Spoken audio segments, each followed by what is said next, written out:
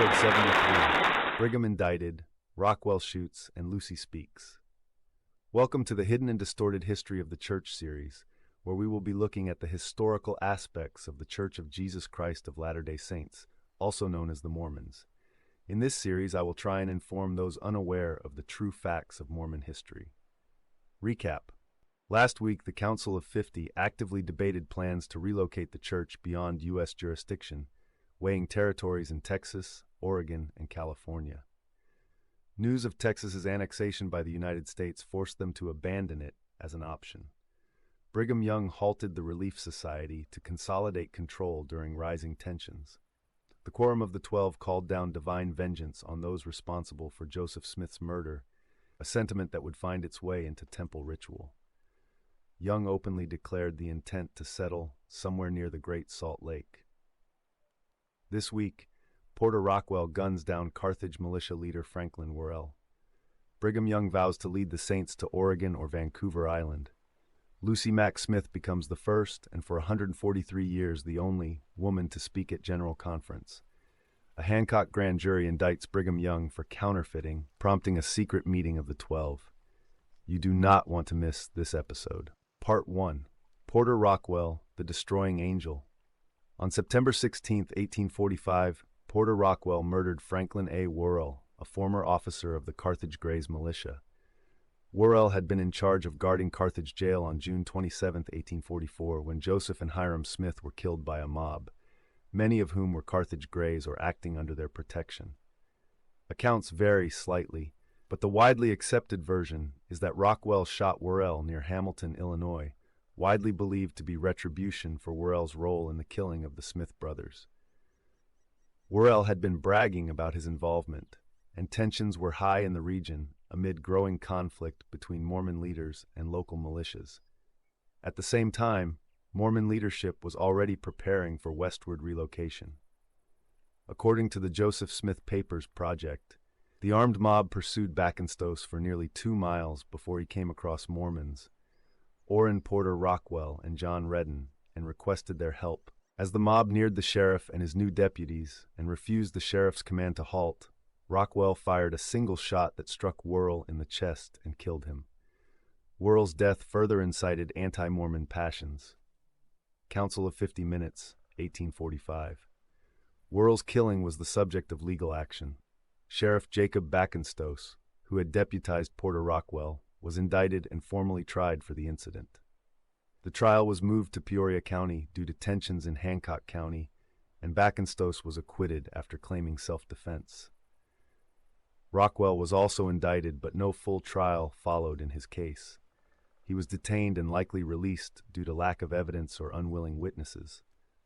While Rockwell was widely believed to have fired the fatal shot under Backenstoss's orders, neither man was convicted. Some later accounts claim Rockwell admitted to the killing, reinforcing the view that the act was retribution for Joseph Smith's death. This killing took place during a period of lawlessness and open conflict between Mormon leadership and hostile Illinois militias, pushing forward Mormon plans for westward relocation in 1846. Part 2. The LDS lie about moving west. On September 24, 1845, Brigham Young, having assumed leadership of the Latter-day Saints following Joseph Smith's assassination, signed a formal pledge to lead the Mormon community westward in the spring of 1846. This pledge marked a deliberate move by the church's leadership to abandon Nauvoo, Illinois, where violent confrontations and legal abuses by the Saints had escalated tensions with non-Mormon neighbors. The Saints were not simply victims of external hostility. Their aggressive exploitation of the Nauvoo Charter, refusal to comply with Missouri extradition demands for Joseph Smith, and their use of secret councils like the Council of 50 to orchestrate political and military maneuvers contributed directly to the breakdown of order. Brigham Young's signature on the pledge was a formal commitment to lead this exodus and select a new settlement location, demonstrating the church's strategic decision to establish control in a remote and defensible area. This pledge represented a decisive rejection of any attempt to maintain the Nauvoo settlement, motivated by the leadership's prioritization of securing power and autonomy over peaceful coexistence. Preparations for the migration began in early 1846, with initial groups departing in the spring. By late 1846, after scouting multiple locations, the Saints chose the Great Basin region surrounding the Salt Lake Valley, a territory then under Mexican control, for permanent settlement. This mass migration was not a simple escape from persecution, but a calculated move that laid the foundation for the Mormon pioneer era, dramatically reshaping the church's structure and influence in the American West. Part 3. 143 Years of Silence After One Woman Spoke. On October 8, 1845, Lucy Mack Smith, the mother of Joseph Smith, made history by becoming the first woman to address a general conference of the Church of Jesus Christ of Latter-day Saints. Her speech was notable not only for its content, reflecting on her family's sacrifices and the early struggles of the church, but also because it broke with the church's traditional male-dominated leadership and speaking roles. Lucy's invitation to speak was highly unusual, especially given that by this time the church had fractured following Joseph Smith's death, and Lucy herself did not side with Brigham Young's leadership. Her unique status as the prophet's mother and her moral authority made it difficult for church leaders to exclude her publicly, particularly as a symbolic gesture aimed at honoring the Smith family and reinforcing continuity during a turbulent period. However, this was a temporary and isolated concession rather than a shift toward female inclusion. The institutional church did not invite another woman to address General Conference for 143 years. This long gap highlights the LDS Church's deeply entrenched patriarchal structure, which severely limited women's roles in formal church governance and public religious expression. The absence of female speakers at such a high-profile event underscores the broader pattern of restricting women's participation in leadership and decision-making within the church, a stance that persisted well into the 20th century and beyond. Lucy Mack Smith's speech remains a rare exception in early church history, and a pointed reminder of the limitations placed on women's voices in the LDS Church for over a century. Part 4. Brigham Faces the Law. On October 27, 1845, a Hancock County grand jury issued an indictment against Brigham Young, accusing him of counterfeiting coinage or currency, a federal crime. This was not an isolated incident. Mormon leaders were frequently accused of counterfeiting operations, including Samuel Brannan, Joseph Smith, and John Bennett before Young. Anti-Mormon presses and public officials had long alleged the Saints operated illegal presses and minting tools.